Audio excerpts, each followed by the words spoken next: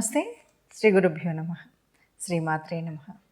ఆదిత్యాయ చ సోమాయ మంగళాయ బుధాయ గురు శుక్ర శనిభ్యే రాహువే కేతవే నమ.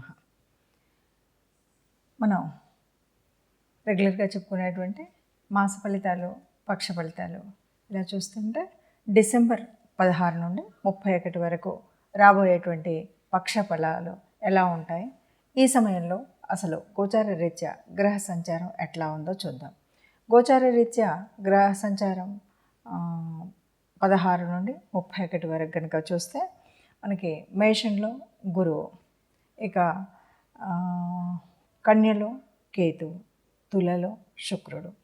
ఇక నిన్నటి వరకు అంటే 16కు ముందు వరకు రవి కుజులు ఇద్దరు కూడా ఒక చోటు ఉండి కుజుడు కొద్దిగా అస్తంగత్వం అయినటువంటి స్థితి ఉంది. 16 నుండి మరి రవి ధనుర్మాసంలోకి వెళ్ళాలి కాబట్టి ధనుస్సులోకి వెళ్తేనే ధనుర్మాసం ప్రారంభమవుతుంది. అంటే రవి ధనుస్సులో, రవితో పాటు బుధుడు వక్రగతిలో ధనుస్సులోనే ఉంటాడు. శని మరి కుంభరాశిలో ఉంటే ఇక తదుపరి మీనంలో రాహు. ఇది గ్రహాలు ఉన్నటువంటి స్థితి.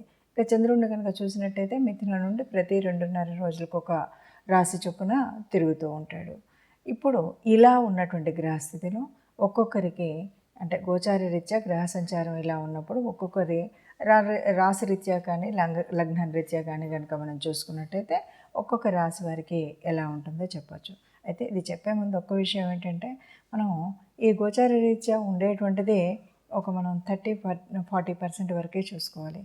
మిగతాదంతా కూడా మన జన్మజాతకంలో ఉన్నటువంటి యోగించేటువంటి గ్రహాలు, యోగించని గ్రహాలు, లేదా మనకు జన్మజాతకంలో ఉన్నటువంటి గ్రహ యతి కానీ, గ్రహయుతి కానీ, గ్రహ దృష్టి కానీ, వీటినన్నింటినీ బట్టి మన యొక్క జాతకం ఉంటుంది. అందులో ఇందులో ఎగ్జాక్ట్గా కలిసేటువంటిది అయితే ఉండకపోయినప్పటికీ గోచార రీత్యా కొంత ప్రభావం ఉండేటువంటి స్థితిలో ఏదైనా లోపాలు అవి ఉంటే సరిచేసుకోవడానికి, లేదు గ్రహాలకి పరిహారం చేసుకోవడానికి ఏదైనా దానం ధర్మం చేసి ఈ ఉన్నటువంటి ఈ 15 రోజుల్లో కూడా మనం ఆనందంగా ఉండడానికి మనకి ముందుగా ఒక మార్గదర్శనంగా ఉండడం కోసమే ఈ గోచార ఫలితాలు. తదుపరి రాశి కర్కాటక రాశి. కర్కాటక రాశిని కనుక చూసినట్టయితే ఈ రాశిలో ఉన్నటువంటి గ్రహస్థితి ఏమిటి అంటే, తృతీయంలో కేతు ఉన్నాడు. తృతీయం అంటే ఇది కమ్యూనికేషన్ స్థానం. తృతీయము అంటే మనకి మనకు కనిష్ట సోదరుల యొక్క భావం. కాబట్టి ఇక్కడ మనం మాట్లాడేటప్పుడు కానీ ఇంకేదైనా కూడా కొద్దిగా జాగ్రత్తగా ఉండాలి. మన వాళ్ళే కదా అని ఇష్టం వచ్చినట్టు మాట్లాడకుండా తగు జాగ్రత్తతో మాట్లాడితే ఈ ఇబ్బందులు లేకుండా ఉంటాయి. అలాగే సోదరులతో కూడా, మీ తమ్ముళ్ళతో వాళ్ళతో కూడా మనం మనవాడే కదా, చిన్నవాడే కదా అని ఇష్టం వచ్చినట్టు అంటే ఎదిగిన వాళ్ళు మరి అది ఎదురు తిరిగేటువంటి పరిస్థితి వస్తుంది. కాబట్టి కాస్త జాగ్రత్తగా ఉండాలి. ఇక చతుర్థంలో శుక్రుడు ఉన్నాడు. చతుర్థం అంటే ఇది గృహస్థానం, అలాగే మాతృస్థానం. ఇక్కడ శుభగ్రహం ఉండడం వల్ల, శుక్రుడు ఉండడం వల్ల, శుక్రుడు స్త్రీగ్రహం అవ్వడం వల్ల అమ్మకి చాలా మంచి ఉపయోగం ఉంటుంది. అమ్మ వల్ల మనకు ఉపయోగం ఉంటుంది. ఇంట్లో చాలా సంతోషదాయంగా ఉండేటువంటి పరిస్థితి అయితే ఉంటుంది. ఇంకా 5లో కుజుడు ఉన్నాడు. పంచమము అంటే సంతాన స్థానం. సంతాన స్థానంలో కుజుడు ఉన్నప్పుడు వాళ్ళకి అంటే మీ సంతానానికి వివాహ ప్రయత్నాలు చేసినప్పుడు కానీ, వివాహం ద్వారా కానీ, వివాహం తర్వాత కానీ కొన్ని ఇబ్బందులు అంటే చూడగానే కుదరకపోవడం, లేదంటే కుదిరింది మళ్ళీ వదులుకోవడం, ఇలాంటి పరిస్థితి అయితే పంచమంలో కుజుడు ఉన్నప్పుడు జరిగేటువంటి విషయం. అంతేకాదు సంతానానికి ఏదైనా దెబ్బలు తగలడం ఇలాంటివి కూడా కనిపించేటువంటి పరిస్థితి ఉంది. ఇక 6లో బుధుడు వక్రించి ఉన్నాడు. రవి కూడా అక్కడే ఉన్నాడు.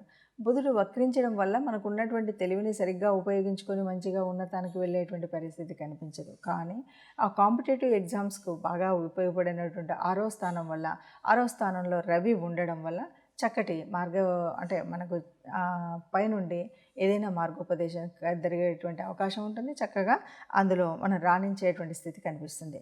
ఇక 8లో శని. 8 అంటే ఇది కాస్త భయం కలిగించేటువంటిదే ఆరోగ్యరీత్యా. ఇది ఆయుష్ సంబంధించినటువంటి కాదు. శని వల్ల ఇక్కడ అనారోగ్యం సూచించేటువంటి సూచన అయితే కనిపిస్తుంది. ఇక 9లో రాహు. 9 పూర్వపుణ్య స్థానం, తండ్రి స్థానం. రాహు అంటేనే మనకు కొద్దిగా చికాకులు, చింతలు కలిగించేటువంటి విషయం. తండ్రి వల్ల చికాకులైనా కలగవచ్చు, తండ్రికి అనారోగ్యమైనా ఉండొచ్చు, కాబట్టి తగు జాగ్రత్త తీసుకుంటే బాగుంటుంది. ఇక 10 అంటే ఉద్యోగ స్థానంలో గురువు, శుభకారుడైనటువంటి గురువు ఉండడం వల్ల మీ ఉద్యోగంలో లేదా చేస్తున్నటువంటి ఉద్యోగంలో మంచి స్థానం ఉండొచ్చు, లేకపోతే అందరి గుర్తింపు ఉండొచ్చు, పైన అధికారుల నుండి గుర్తింపు కానీ, కింద ఉన్నటువంటి సబార్డినేట్స్ ద్వారా మంచి సహకారం కానీ లభించేటువంటి అవకాశం ఉంది.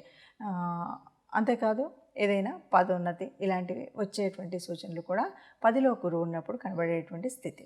చూశారు కదండి.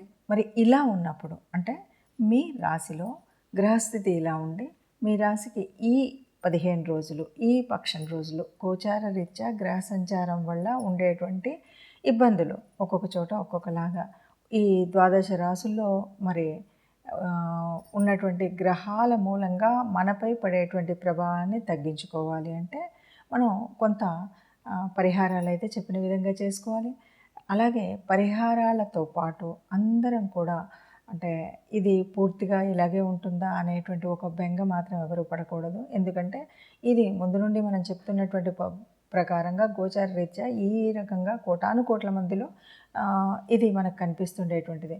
దీంట్లో మనకు కేవలం 30-35% మాత్రమే మనకు గోచార రీత్యా ప్రభావం కనబడుతుందని చెప్పుకున్నాం. కాబట్టి ఉన్నటువంటి పరిహారాలను తీర్చుకుంటూనే మనం చేయవలసినటువంటిది ఏంటంటే ఈ నవగ్రహ ఆరాధన అన్నది లేదా దైవ కార్యాలు చేయడం లేదా ఒక గోశాలకు వెళ్ళడం ఇలాంటి కార్యక్రమాలు చేస్తూ ఇది పూర్తిగా ఇలాగే ఉంది, నాకు ఇలా అవ్వలేదు అనేటువంటి దానికంటే కూడా మీకు జన్మజాతకంలో ఏదైనా ఒక దోషం కానీ ఇంకేదైనా ఉన్నా జన్మజాతకం ఆ కుండల్ని మీకు తెలిసినటువంటి ఏ జ్యోతిష్యులకైనా చూపెట్టుకొని ఏదైనా మీకు విపరీతమైనటువంటి కష్టాలు అంటే మీ జాతకంలో మీరు మాత్రం ఇలా చెప్తున్నారు, అందులో మాత్రం నాకు ఇలా ఉంది అని అనుకునేవాళ్ళు ప్రత్యేకించి మీకున్నటువంటి ఇప్పటికే పరిచయం ఉన్న జ్యోతిష్యులు కానీ మీకు తెలిసినటువంటి వాళ్ళు కానీ ఏదైనా పేరు ప్రఖ్యాతులు ఉన్నటువంటి వాళ్ళు అనుకున్నటువంటి వారి దగ్గరికి కానీ వెళ్ళండి. దానికి ఉండేటువంటి చిన్న చితక పరిహారాలు ఉంటాయి, పరిహారాలు తెచ్చుకోవడం లేదు మీకు మీరుగా మరి ఆ దేవుణ్ణి ప్రార్థిస్తూ నవగ్రహ ఆరాధన చేయడం కానీ చేసినట్టయితే మనకున్నటువంటి దోషాలు అనేటువంటివి తొలగిపోయేటువంటి అవకాశం ఉంటుంది. అంతేకాదు నేటి కాలంలో మీకు ఒక్కొక్క గ్రహానికి సంబంధించినటువంటి పరిహారాలు అనేకంగా ఇలాగే యూట్యూబ్లో చెప్తూ వస్తున్నారు. సరైనటువంటి జ్యోతిష్యం తెలిసిన పండితులు చాలామంది వీటిని చెప్తూ ఉన్నారు.